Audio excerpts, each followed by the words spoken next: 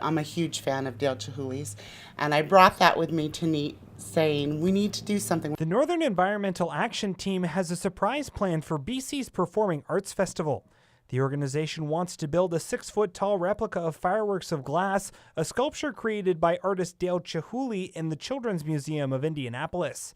However, instead of glass, the organizers hope to use plastic. We're taking 2-liter pop bottles, we're cutting them into strips, we're coloring them with Sharpies, we're using a heat gun on them. It will harden that plastic to an almost glass-like structure. It's really simple. It's a 20-minute process, and then you can create something really beautiful.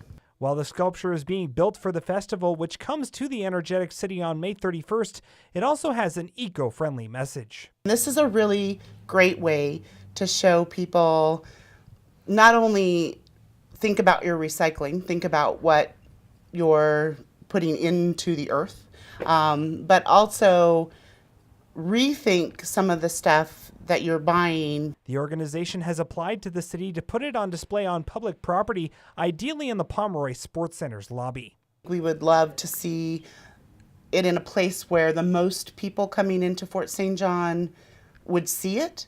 And that makes sense. There's a lot of sports teams that comes through the Pomeroy. The visitor center is in the Pomeroy, the walking track, the skating rinks. So it would be a place of high traffic. The request was brought before City Council on Monday, and city staff were directed to work with NEAT on a display location.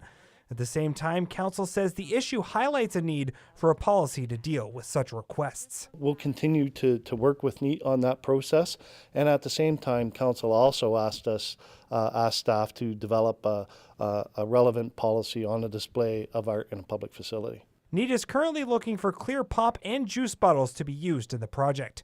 To drop off your donation, go to their offices on 100th Street, just north of 100th Avenue. Hugh Smith, CJDC-TV News, Fort St. John.